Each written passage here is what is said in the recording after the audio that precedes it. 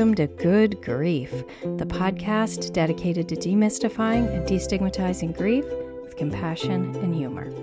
I'm Nikki. I'm an end-of-life doula and a grief coach in Columbus, Ohio. And today I have episode 2 in our 4-week Pride Month podcast. Month. I said month twice. That's okay.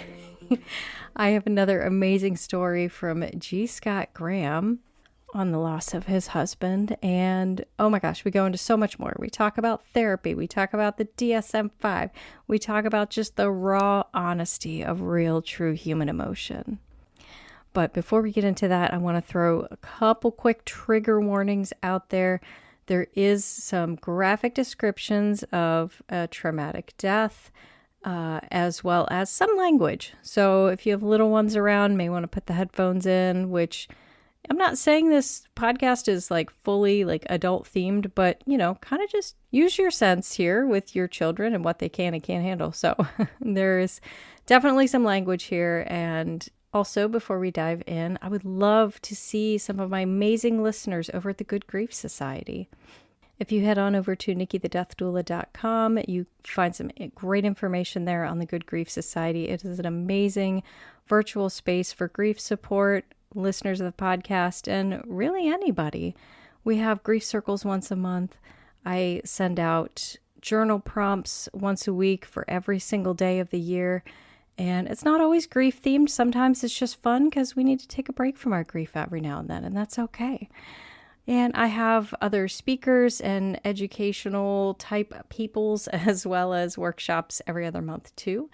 And some other great stuff over there. We have a Slack channel where you can communicate with other members all month long. So come check that out at nikkithedeathdoula.com. And if you would like to support the show, you can go to patreon.com/nikkithedeathdoula. That would be such a great help for me.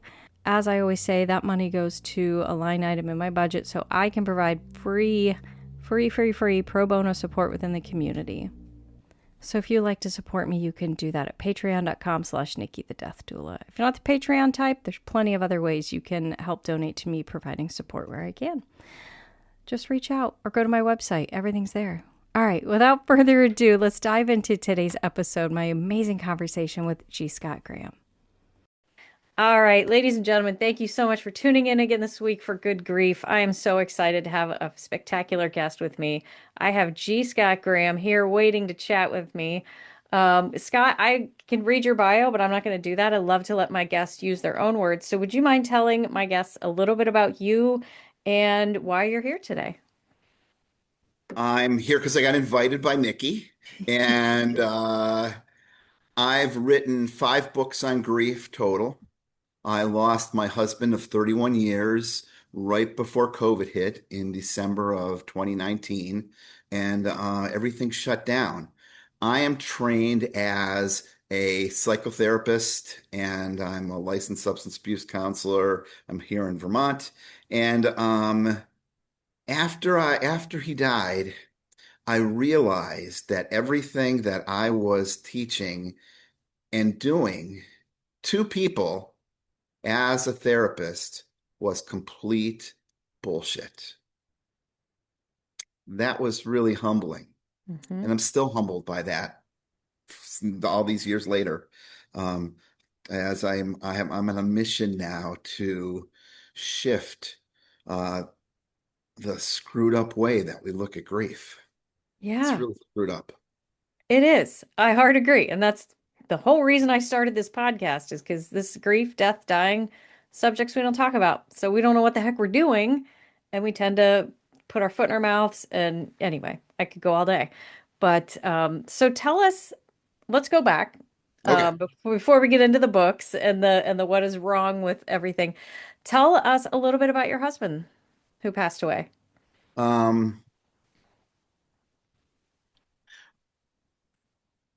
Brian was great. Um, uh, I'm a little, so I'm a little emotional now because my niece, who is the same age as me, she's in the hospital and she's having some heart issues. Oh, Her heart's working at like 10% or something like that. oh my gosh. And she's 8 months older than me, so she's like my sister. And it's especially, uh, I don't know, palpable in my life right now because she has been with her husband for 38, 36 years, 37 years, something like that. They got married um, just before I met Brian. Mm. And they've been together. John and Brenda really stand out. They're like the straight counterpart of how I was with Brian. Like, Oh. you know, we live in such a disposable society. Mhm. People dispose of I run an animal rescue. They dispose of farm animals, their dogs, their kids, their relationships. And Yeah. for a relationship to last means that not that people were lucky and they had no problems. A relationship means that they are committed and they stuck in there and worked things out. And Yeah. John and Brenda echo that. And Oh, so she's been in the hospital and John has been there like almost 24/7, just going home to take a shower. yeah. He's been sleeping there in the room with her, you Yeah. know. Um, that's exactly what Brian would have done if I were in the hospital.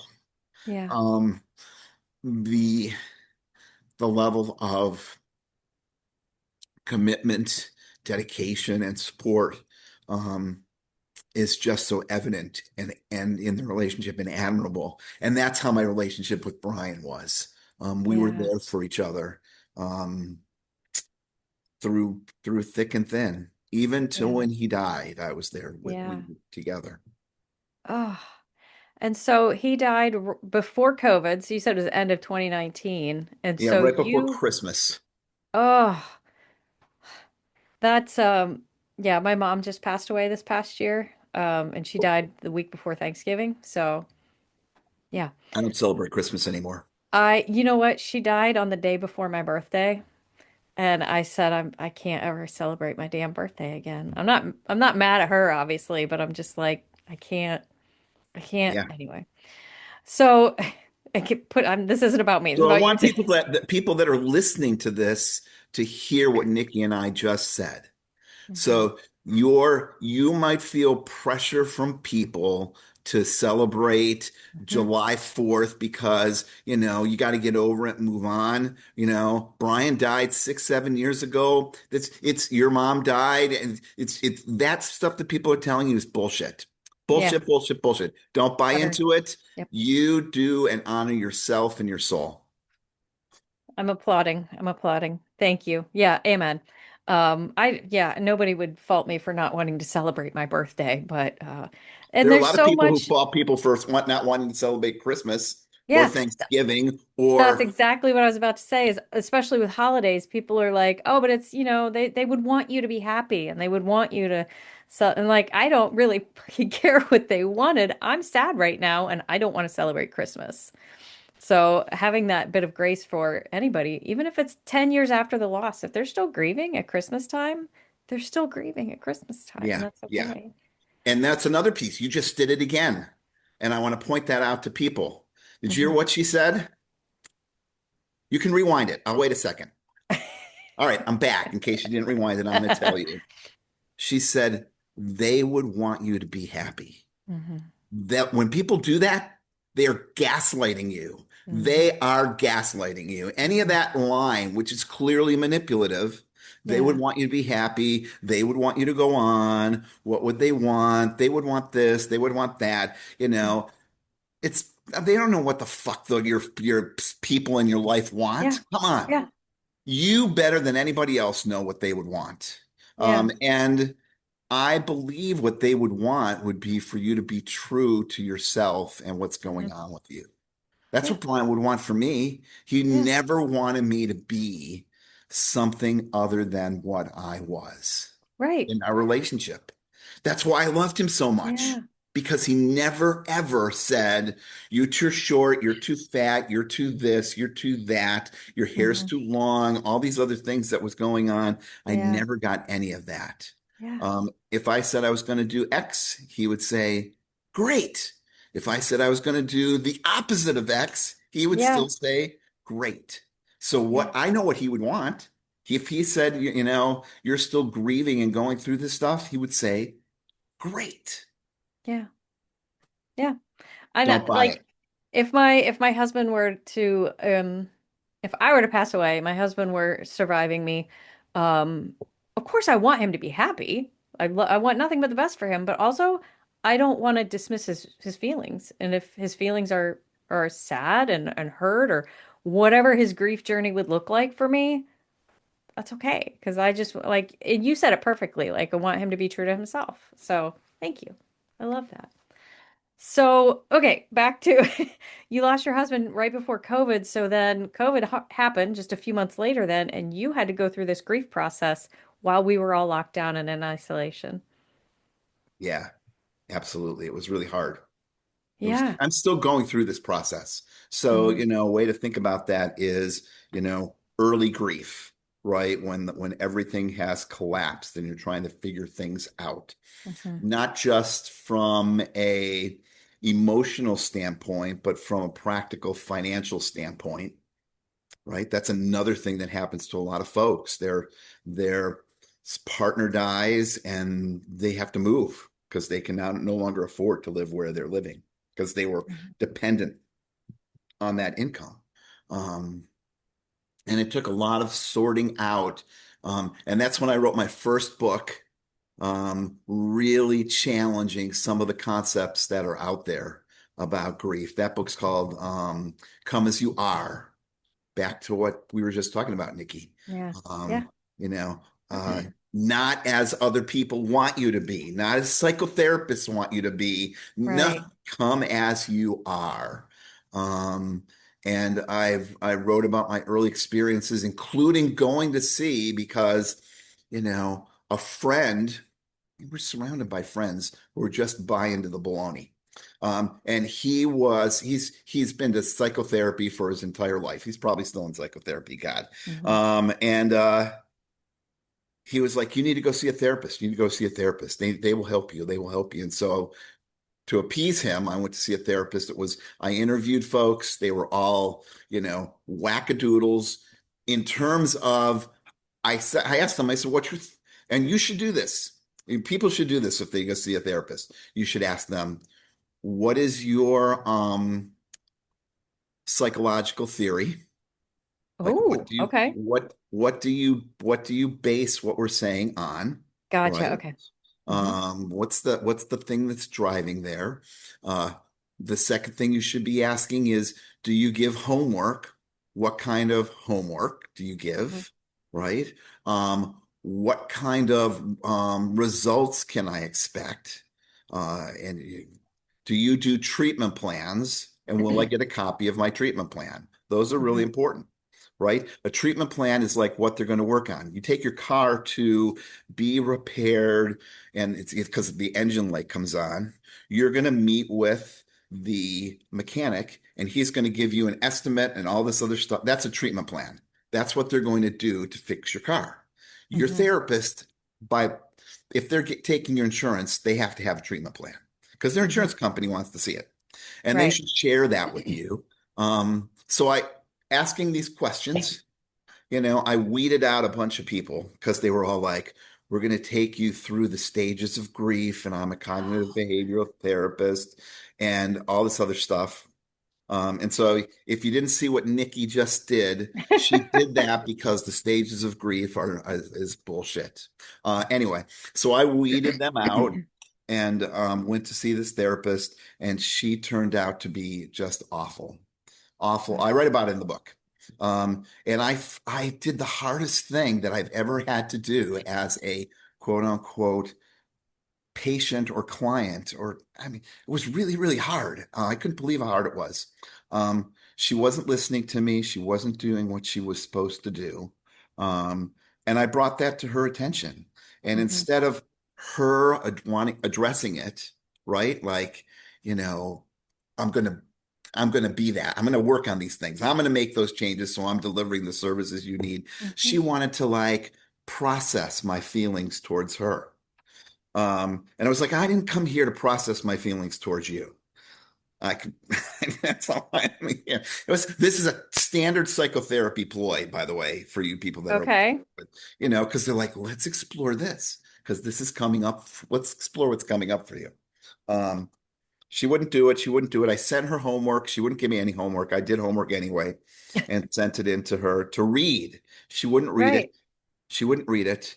And I called her out on it, and then I called her out on it again. She's like, let's just explore your feelings around me not do. I'm like, I'm not here to explore my fucking feelings about you not doing Right. your job and what I asked you to do and what you said you would do. I was in the middle of the session and I stood up and walked out. And Hmm. that was so incredibly hard. Yeah. Yeah. We give therapists the magic wand like we do Mhm. doctors. So we Yeah. go to the therapist, and if the therapist says the world is blue and Hmm. you have this diagnosis, we're like, oh, okay, I have this. I better listen to you and do what you say, or I gotta talk to my therapist. And some people stay stuck in therapy for years, which is Hmm. crazy. Um, that that happens because therapy should be like your car. If you took your car to a mechanic and that mechanic worked on your car for years, you'd be like, screw that, I'm getting a different mechanic, Right. right?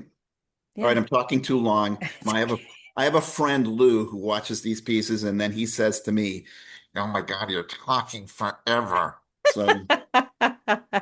It's all good. It's all good. did you hear Uh, that, Lou? She said it's all good. It's not good. Well, I just appreciate you bringing that up because I've had a couple. This is probably why I'm so resistant to speaking to therapists, like for myself, not like in general, but for me because I've had so many bad therapists in the past. I had one who I kid you not looked at me and said, "I don't know. I was really struggling with the loss of my brother because I didn't deal with my grief for him for like 4 or 5 years, and then it all blew up in my face, and I was really having a hard time." And she said to me, "I don't see why you can't just get over this." And I was like, "What the fuck did you just say to me?" Oh my God. Anyway, See, so do you hear these stories, people? Hear these stories. They're no, just because someone goes to school and gets some sort of degree doesn't right, mean they have a magic wand and you should listen to them.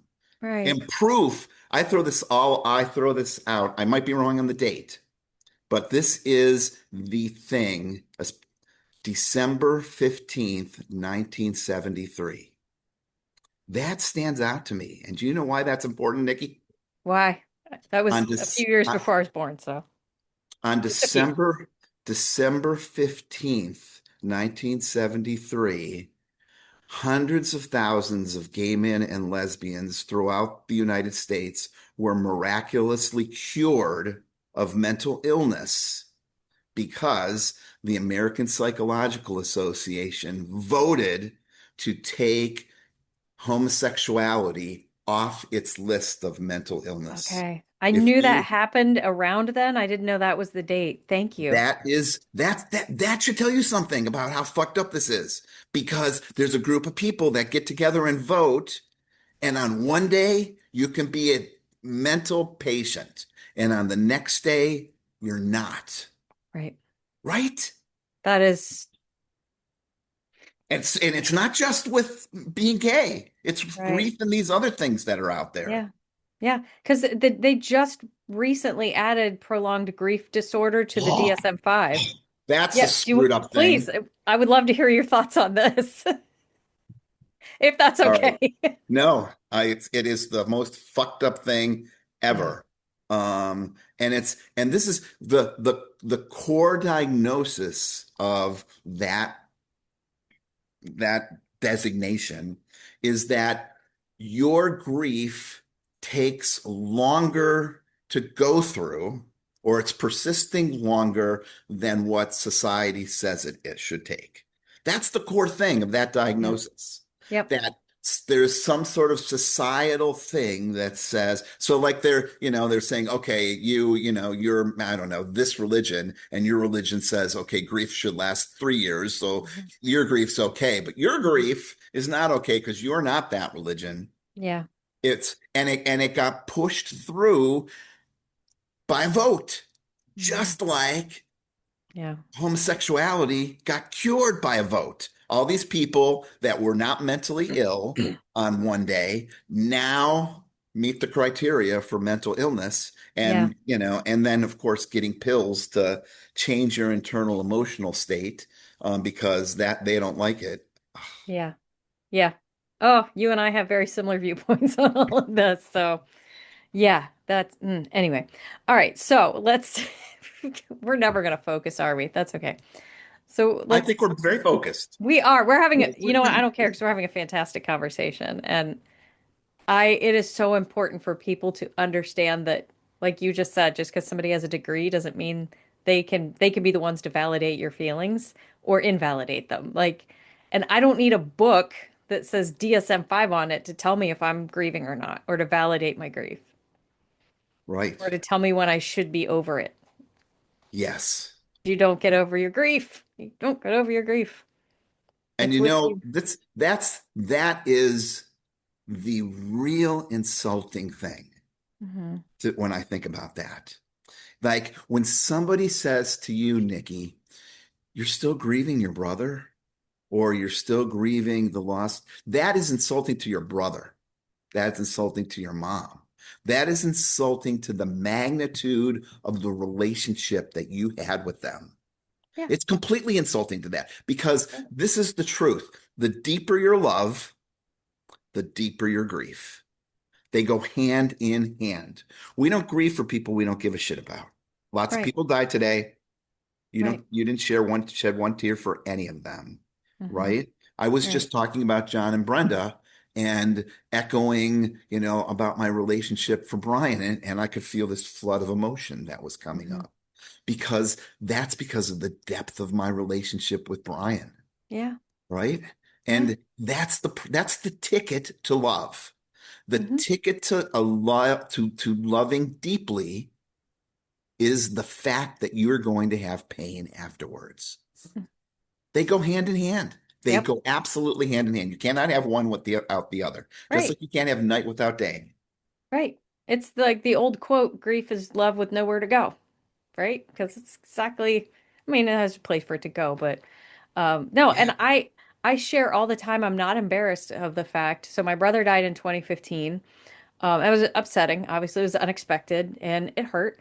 He and I were not close though. And in 2021, my cat of 20 years, I had to put her down. She was 20 plus years old.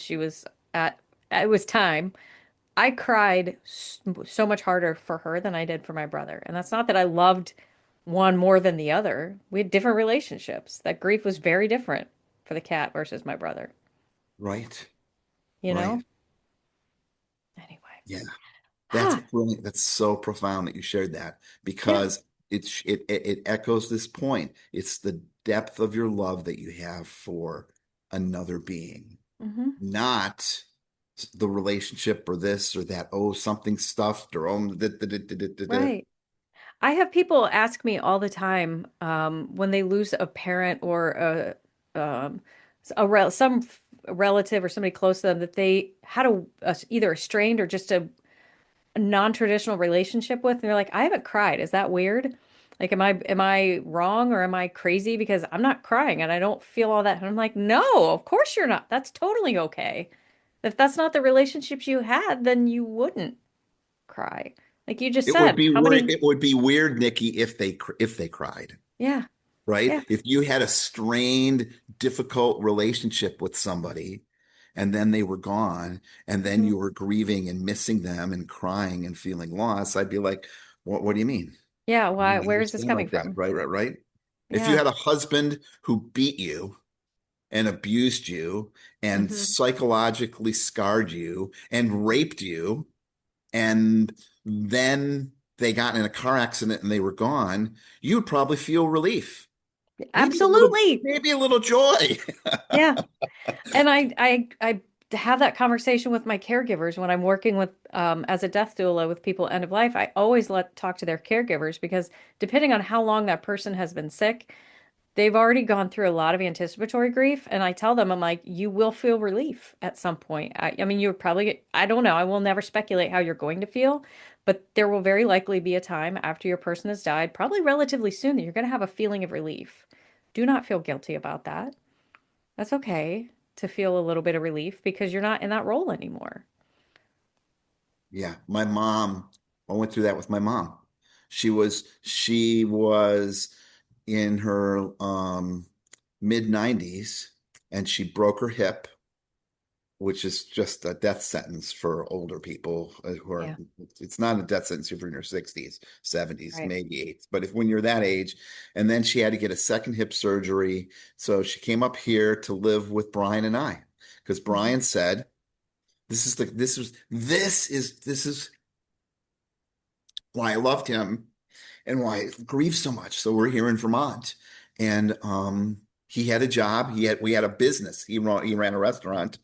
And we're greatly involved in this community. And without a doubt, he said, he came up to me and after my mom was injured, and he said, well, we're moving to Florida. That's where my mom lived, in Florida. I'm like, what?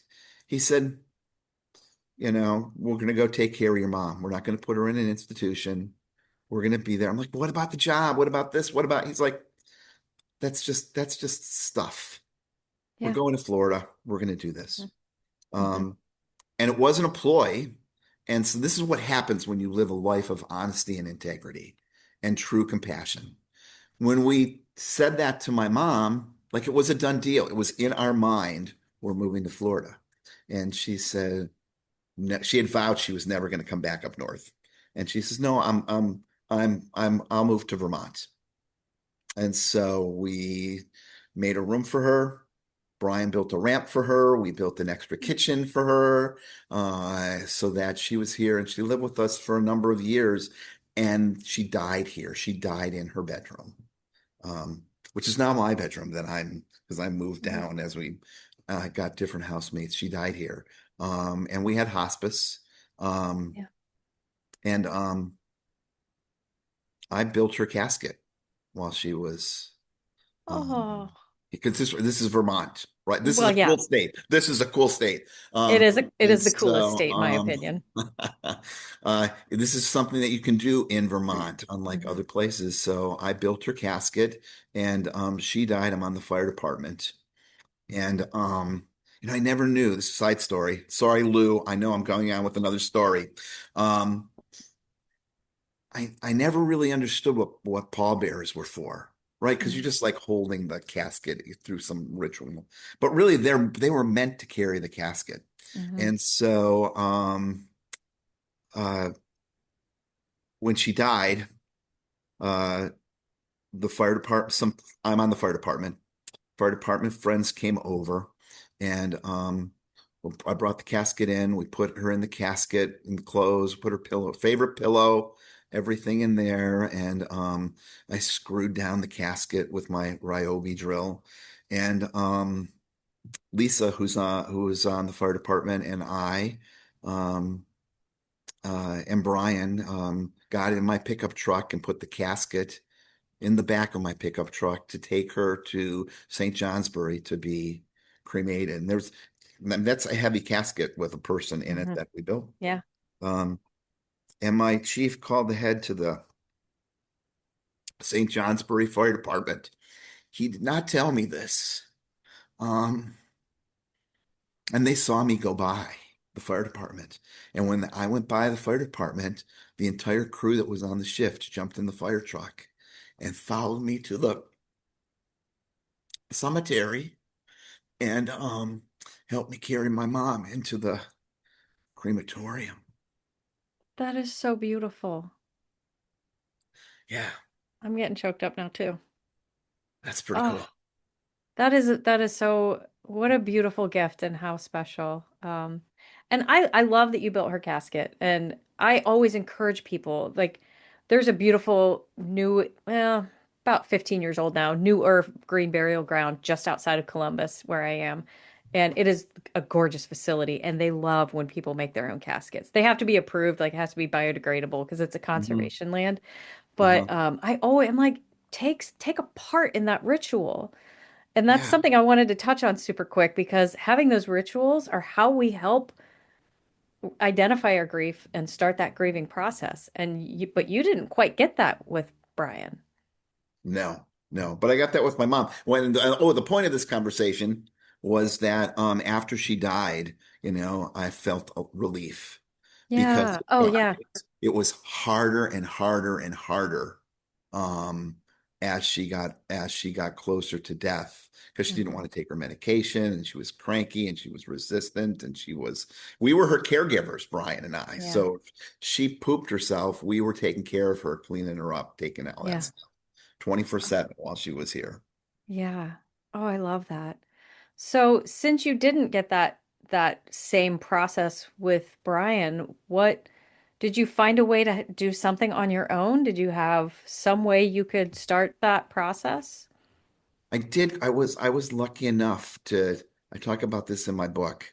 Um so it's another long story, Lou. But Um, and you're going to cry when I tell you this story. Oh no. Okay. So you already know that I was in the fire department. So I had been on a Vipassana meditation course, um, when he died, which is silence and stuff. And I could see we had these little trackers in our car. I could see on his phone that something was awry. I was on my way home from the course, and people checked, called me back, and I found out that he died, and I was still on my way up. It was from a car fire. It was from a car fire, and Oh my God. it was a Sunday morning, and a friend came with me, and this is where we're back to friends giving you bad advice. And I called ahead and spoke to the trooper, and this was like hours and hours. I mean, I was hours away driving home to do this. They were still on the scene. There was EMS on the scene, the fire department, and state police. Vermont's a small state. There's not a lot of people. There's not so the person that was coming to do the statewide fire investigator that was coming from 4.5, 5 hours away in the far corner of the state. So Oh, when I was getting up there, um, I he was not there yet. So the scene was still there. There were news crews on the scene and everything. And all roped off because they didn't know what happened, right? yeah. It's a crime scene as far as Right. state police is concerned. No one's coming in, no one's touching anything. We have to investigate, see what happened. Yeah. Um, I had called ahead and I was like, I want to come on the scene. I'm an EMT firefighter. I've seen this Mhm. before. I didn't know that it was a car fire. I thought that he got in an accident and then he froze in the snow because it was in December. Oh. Um, and so I didn't know any of this. The trooper said to me, I really don't think you should come. I said, I've seen this before. I'm pushy. I'm pushy. And I wouldn't take no for an answer. And I was like, I'm a professional. Come on. I can handle this. Yeah. And I said, I can help you because I have a tracking thing on my phone. I can show you where he went. Hmm. So they let me come onto the scene. I said, I can identify the body. Um, and I showed him this that when he said to me, um, I just got to tell you that the body is really badly burnt. And I was just like, my heart just dropped. Mm. And my friend was like, don't go, don't go, don't go, don't go. And I was Yeah. like, you know what? I have to go. Because I was telling you that story Hmm. about my mom, and Brian when he said we're moving to Florida. We were always there for each other, not just in easy times. 125% we were there. And so for me to have not gone on the scene, um, would have flown in the face of that. Hmm. And So I got on the scene, talked to them, um, and I said, I want to identify the body, and I can do that for you. And I was expecting it to be in the car. It was complete. The car was completely burned. Everything was gone. The windows Oh, were gone. The tires were gone. The whole inside of the car was gone. oh my Um, gosh. and the car used to be black, but it was now this ashen white, if Yeah. you can imagine it. Um, and they said he's on the side of the car, and I was like, I didn't understand how that could be. Um, and uh, and then as I walked over, it hit me, and he was under a yellow tarp, and I was like, how did he get out? So the driver's door was wedged against the tree, and the Mm, passenger door was open. Um, and when they lifted up the tarp, I could see him. He was like in army crawling mode, crawling toward the car. His head was toward the passenger door of the car. And so, which means that, you know, he was alive. And I know this as a firefighter, how excruciatingly painful hmm dying by fire, hmm you know, is. He was alert and aware enough that he crawled from the driver's seat of this car. And just think about this, how cars are built, hmm over the center console and into the passenger seat, opened the passenger door, crawled out to go away from the car, and then somehow turned around and was facing the car before he died. Um, and I felt such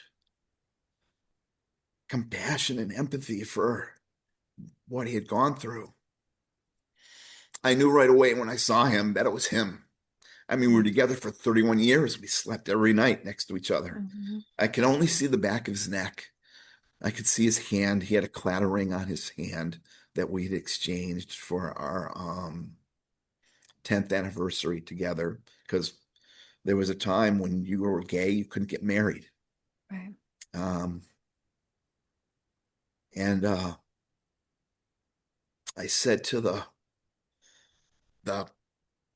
trooper, I said, I have to touch him on his shoulder and say goodbye.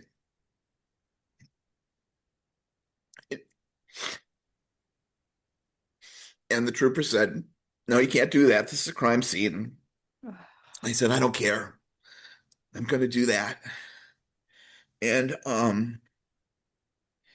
I reached out and I put my hand on his right shoulder, and I told him how much I loved him and how grateful I was to have spent a chunk of my life with him, and said goodbye. I am so grateful to the troopers and the EMS personnel for not stopping me and letting me do that. Others, anywhere else in the world, this would not have happened. I'm confident that this would not have happened. Um, that was so important to me. Um, I got his clattering back. And so the way that clatterings work, for those of you that don't know it, is that how you wear it on your hand represents your relationship. So if you hmm wear it on your left hand with the heart going towards you, you're married. If it's going away, you're uh, in, you're engaged. If you wear it on your hmm right hand with it going towards you, you're kind of dating somebody steady. And if it's on your right hand pointing away, you're single or hmm widowed. And so I got his clattering back, and there it is. Oh, Um, Resized for me. that's beautiful. Oh, wow. Thank you so much for sharing that story. Um, I I mean, obviously, I can tell just even before you share that story how deep your love is for Brian and what this relationship and what this grief journey meant for you. So thank you. And I'm hoping, I don't hope this kind of type of pain for anybody, but I hope if there's anybody listening that has experienced something similar or some type of traumatic loss like that, can at least identify with this and feel a little less alone in their grief. Yeah. And you know what? I'll tell you this if you're listening to this. I would not change any of this. I would not change a single thing. And this is you saw me crying. This is years and years after he died. This is Hmm. not screwed up. I don't have prolonged grief disorder. I'm a human being disorder. Um, I like that. um, and what I hope you saw in this was the depth of my love and commitment towards him. Not, oh, Scott needs treatment, Hmm. right? And I still wake up at times dreaming and totally anxious about seeing his body. Yeah, And that sure. choice that my friend had said, don't do it, don't do it, don't do it. And I'm so glad I didn't listen to her Yeah, because that would be, I wouldn't be who I am if I didn't do that. yeah, Um, yeah, we have to embrace the good and the bad in our life. It's not just yeah, about, I don't know, some perfect thing that yeah. somebody told us we have to have. Right. Agree. Ah, okay. Whew. So I have a little tradition on my podcast when we get towards the end of the episode that I pull a random card from the death deck. I don't know if you're familiar with the death Oh, deck, but it's a very large deck of cards, and they're just like conversation starter type questions about death, dying, grief, etc. And well, I'm that's good going, because we haven't had any very deep no, conversations on no, this. we haven't. It's good to have a card to get us going. You are never going to freaking believe this is the second time in a row I have pulled a card. We've already answered this. I'm going to read it anyway. Ha. Okay. So your significant other dies. What areas do you struggle with the most? A, making money and managing the household. B, raising the kids. Or C, the emotional support. That was this whole episode. It is. It is. So I don't even know that we need to answer this. No, I think you know what that's a good thing to show though for people that are listening. The the reason those people make those cards is that these are important conversations to They have. are. That is And the purpose that's behind why the they death do that, deck. Hmm. right? And so I want to challenge you if you're grieving to talk about this shit. Yeah, But you don't please. need the cards to talk about this shit. The cards are there because there's something going on in somebody's life and they're not talking about this Hmm. stuff. You want to live the life so that if somebody pulls that card, you're like, "Oh, I already talked about this." Or because Yeah. you're living in a life that's transparent, that's Hmm. honest, that is in alignment Yeah. with who you are. Yeah. Agree. And as far as my answer for this, mine, I don't know that I will struggle with any of these because financially, my husband and I are both pretty equal on things, so I think I'd be okay in that respect. We don't have children, so I don't have to worry about children. And I have such a huge support system that I have, and you learn when somebody close to you dies, and I know who my people are after my mom died because they're the people that are still showing up for me months later. So Oh. I think I'm okay. Did you hear what she just said? Here's another thing I want to point out to you listeners. Please. She said, you learn who your people are. If you are grieving and you have not lost friends over this, that's a miracle. You're Yeah. going to lose friends. You're going to have, because there are a lot of people that have their head up their butt. And Hmm. especially if you are grieving in a way that you don't need a deck to tell you, and you're being that transparent, there are people that are going to be like, I can't deal with this. I don't want to be in your life. Right. Or they're going to Yep. give you some crazy advice Right. and then expect that you need to get over it and you're going to push back Hmm. and that will be the end of your friendship. Be Yeah. prepared. Be prepared. Be prepared. All right. Scott, thank you for all of this. I want to give you just a minute here. Please tell my listeners where your other books and where they can find you and or connect with you if they would like to. It's really easy. All you have to do is Google this name right here, G. Scott Graham, and everything will come up. My books, my podcasts, this podcast, everything is there. Just Google G. Scott Graham. Awesome. I'll put links in the description too. So, okay, great. Thanks. Thank you, Scott, so much You're for welcome. sharing your story with me today. All right. Another huge thank you and shout out to G. Scott Graham for being on my show and telling his story. And I got all emotional again just re-listening to that. So thank you, Scott, for being on my show. And if you want to reach out to Scott, I've got links in the chat. If you want to reach out to me, I said chat. I meant description. The description and the thing below I've got contact information for me. You can reach out to Scott. You can join my Patreon. You can join the Good Grief Society and talk with other fans of the show and other people who are grieving. Please, I would love to see you over there. You can find anything and everything at nikkithedeathdoula.com. Well, not everything, but I mean, everything is relation to this podcast. You can find it somewhere on that website. So please head over there. But thank you all so much for tuning in this week. I hope you have an amazing week. And remember, as always, your grief is yours. Your feelings are valid. Grief doesn't always have to suck. Good Grief with Nikki the Death Doula is produced by Nikki Smith of Nikki the Death Doula LLC in Columbus, Ohio.